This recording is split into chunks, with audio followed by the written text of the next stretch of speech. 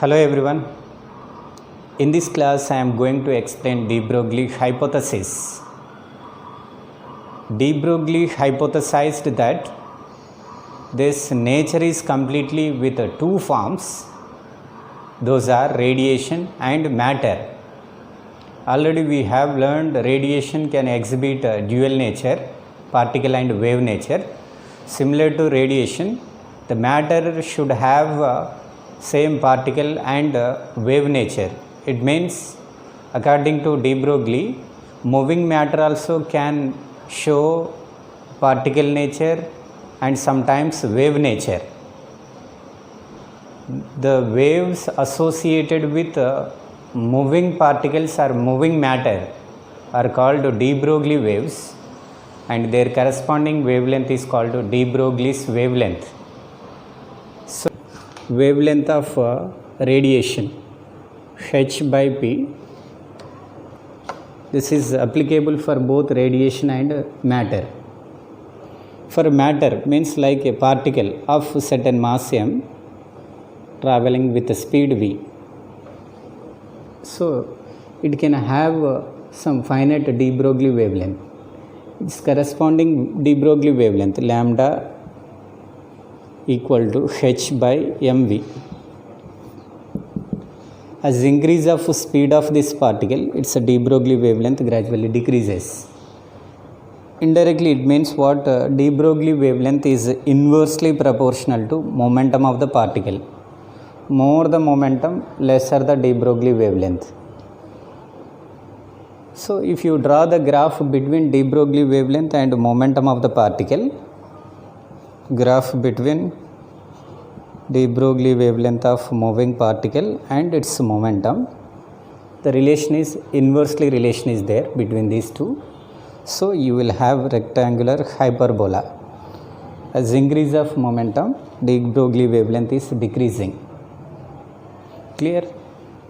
And you can see if it is the particle of mass m and moving with velocity v, then already we have written here its de Broglie wavelength is h by p, but p in terms of kinetic energy of this, I would like to write de Broglie wavelength of this moving particle in terms of its kinetic energy. So this is the de Broglie wavelength h by p. You can write the relation between kinetic energy and momentum. Kinetic energy equal to p square by 2m. From this, p equal to root of 2m into kinetic energy. Clear? You can substitute this here. Then de Broglie wavelength of moving particle with finite kinetic energy is under root of 2m into kinetic energy. So you can see from this lambda is inversely proportional to root of kinetic energy of particle.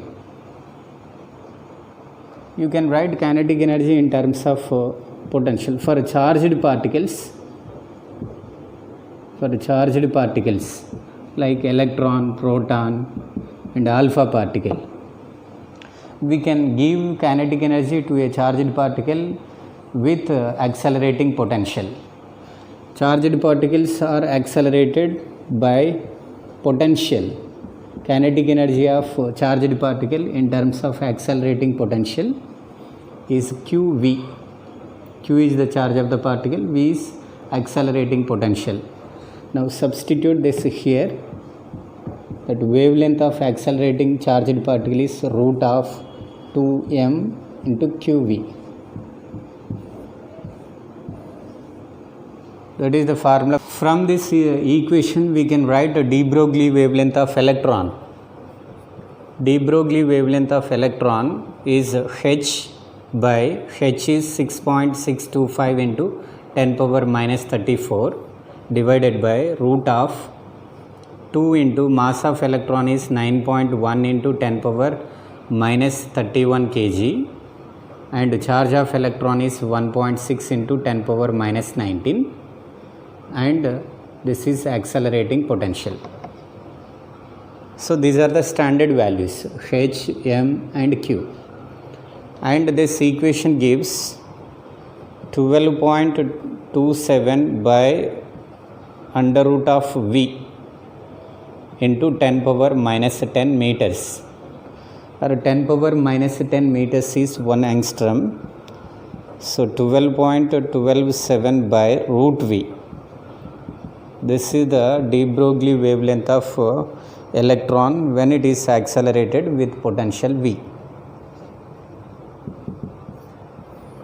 Or you can write this is nearly equal to root of 150 by V. This is in angstroms.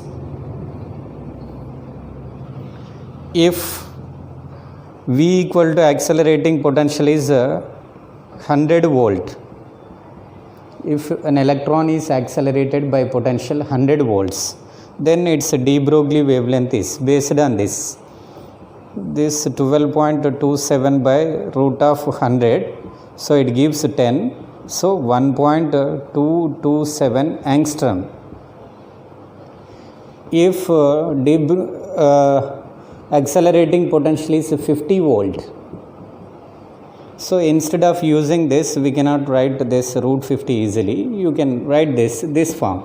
So the de Broglie wavelength of electron with accelerating potential 50 volts, root 150 by 50, it gives root 3 or 1.732 angstrom.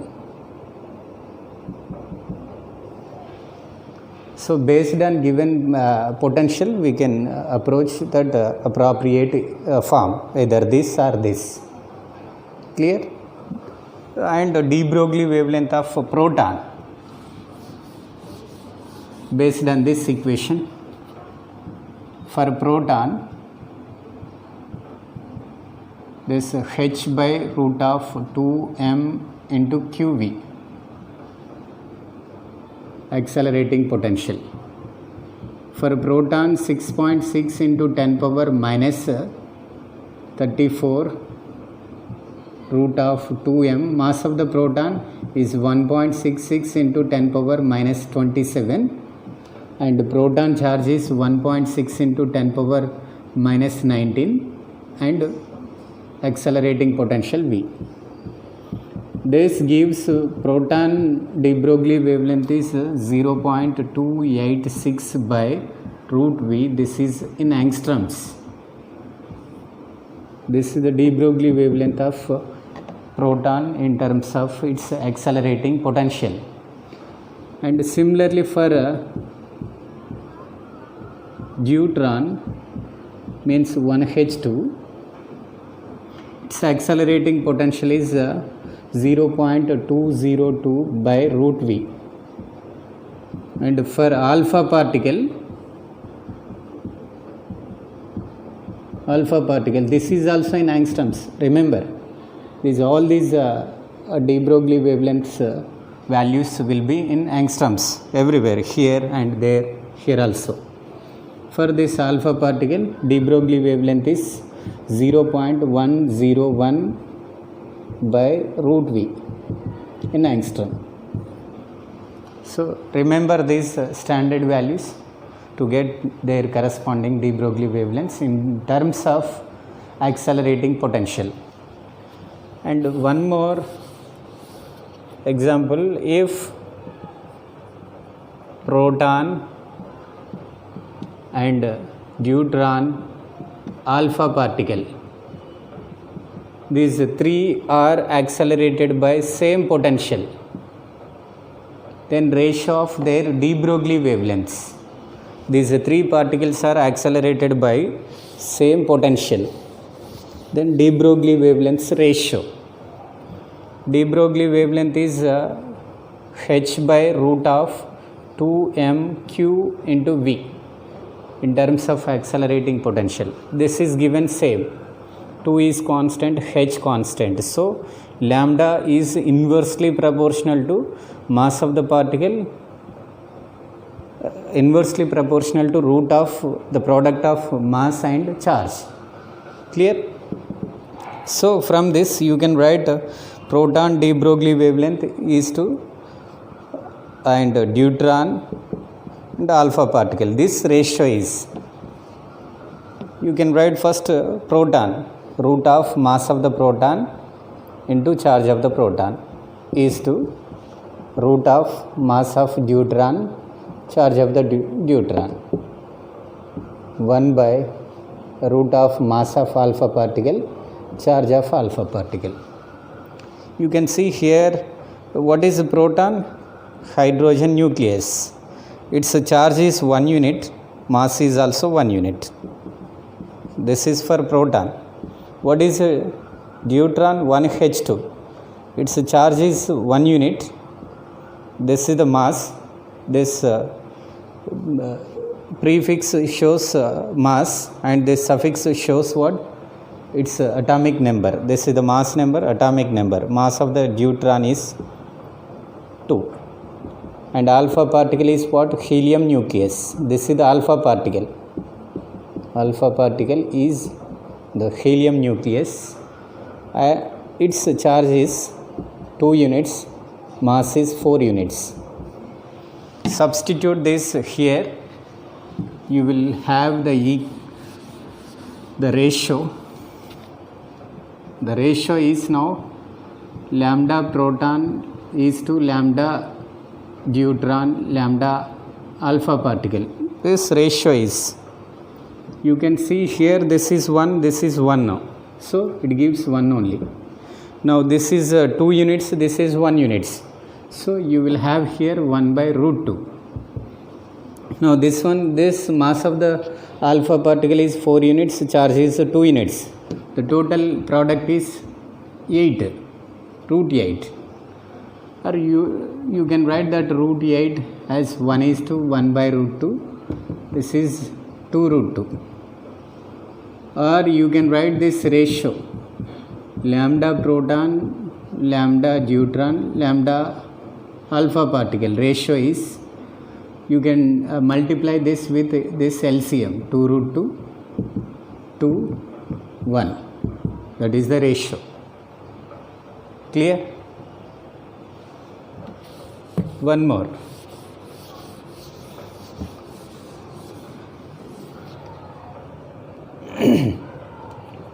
Now lambda, de Broglie wavelength of gas molecules. Already we have written the de Broglie wavelength of a matter with energy, kinetic energy, Ke is 2 root of 2m into kinetic energy. Kinetic energy of gas molecules 3 by 2 kT, Kb, Boltzmann's constant, T is the temperature. This is the kinetic energy of gas molecules. So lambda, de Broglie wavelength of gas molecule is h by root of 2m, kinetic energy is this 3 by 2 kBt. 2 cancelled, you will have 3m kBt.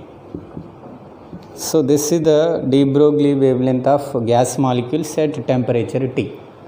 So this shows de Broglie wavelength of gas molecule is inversely proportional to root of absolute temperature.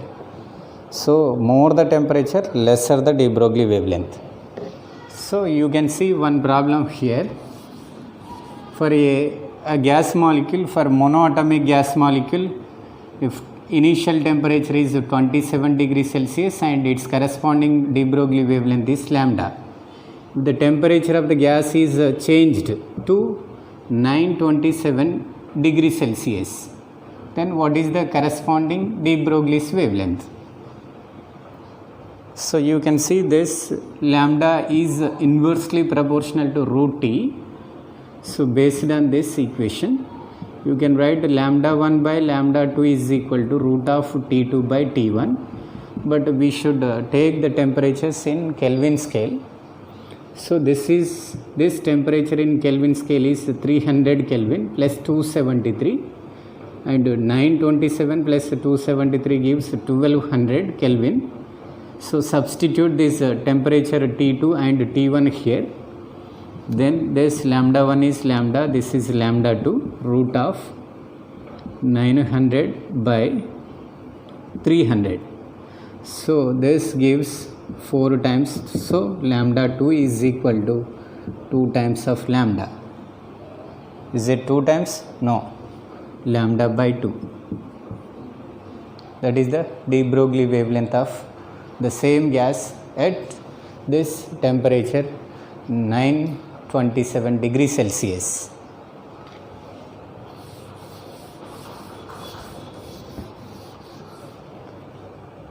One more example. Here we have an electron or a charged particle or a particle with mass m and velocity v. It is moving with some momentum p, and this is the photon. This is the photon and this is the particle. Photon momentum also p. If these two are traveling with same momentum is same, then compare the energy of this particle and photon comparison. Now you can write the kinetic energy of this particle is, what is the kinetic energy of a particle? Its kinetic energy is p square by 2m, or you can write half pv kinetic energy, or half mv square. You can write kinetic energy of the particle is half mv square or half mv into v, so you can write the same as half pv particle kinetic energy. And this kinetic energy of photon, that is equal to mc square, or you can write pc, its energy of the photon. It has only energy when it is in motion. Rest mass of this photon is 0. It has no energy when it is at rest. So when it is in motion, its energy is this. This is the energy of photon. This is the energy of particle. Only kinetic energy, right? Now this ratio, let me compare these two.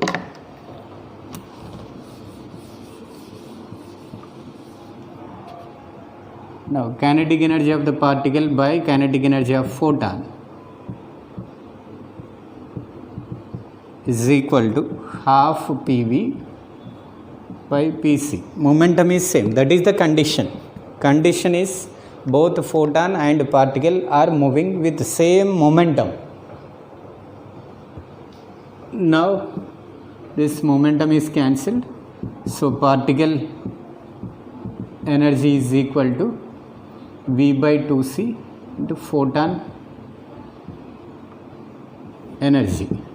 So from this c is greater, and this here from this denominator value is more than numerator. This is more, so that is why particle kinetic energy is lesser than the photon energy. This is the ground. This is the projectile body. Its mass is m. It is thrown with velocity u and angle theta. As this body moves upwards, its velocity gradually decreases. This projectile follows a parabolic path. So during the ascent, its velocity decreases. So de Broglie wavelength h by p, its momentum decreases and de Broglie wavelength increases. At highest position, it has minimum velocity. What is the minimum velocity of this projectile at highest position? U cos theta. And its corresponding de Broglie wavelength here is maximum. So I am going to write the maximum de Broglie wavelength of this projectile. Here what is the de Broglie wavelength of this at starting? H by mu, and its de Broglie wavelength at highest position. At highest position, its de Broglie wavelength is, that is maximum, because of the velocity is minimum, mv minimum. It gives h by m u cos theta. or you can write this maximum de Broglie wavelength in terms of initial de Broglie wavelength. Initially at the starting, its de Broglie wavelength is h by mu, so it gives lambda by cos theta. This is the de Broglie wavelength of this body at highest position. If I throw this same body from certain height horizontally like this, this is the tower. From its top, body is thrown horizontally with velocity u. Its mass is m. So it follows parabolic path. Under the gravity, its velocity in vertical direction gradually increases. But in this direction, velocity, speed remains same. In this direction, speed increases due to gravity. At this moment, if its velocity is some v, here if its velocity is making some angle alpha with this horizontal, then what is the de Broglie wavelength of that particle when it makes alpha angle with the horizontal? Initially its velocity is along horizontal direction. What is the initial de Broglie wavelength of this object? h by mu. Now what is the de Broglie wavelength at this instant where its velocity makes alpha angle with the horizontal? You can see here, let us assume the velocity of this body at this position is v. Now what is the velocity component of this body in this direction? v cos alpha. In this direction, v sin alpha. But we know that velocity of the body along horizontal direction remains same. It has the same value everywhere along horizontal direction. Means this u is equal to v cos alpha. v cos alpha equal to u. So velocity at this instant is u by cos alpha, right? That is the velocity at this instant. Now its de Broglie wavelength of this object at that instant is h by mv. v is this. So h by mu by cos alpha. You can write that cos alpha here. That is the de Broglie wavelength, or you can write that in terms of initial de Broglie wavelength. If it is lambda dash, so you can write this h by mu is starting de Broglie wavelength is h by mu. So you can write lambda cos alpha. Or if we are asked the ratio of de Broglie wavelength of that object at two different instants. At the instant, if angle made by velocity at some instant with the horizontal is 30 and at another instant is 60 degrees, then the ratio of de Broglie wavelengths at these two instants. So you can see that lambda is directly proportional to cos alpha. Lambda 1 by lambda 2 is equal to cos alpha 1 by cos alpha 2. So it gives lambda 1 by lambda 2 is equal to cos 30 by cos 60, means root 3 by 2 by 1 by 2. This ratio is root 3 by 1. Clear?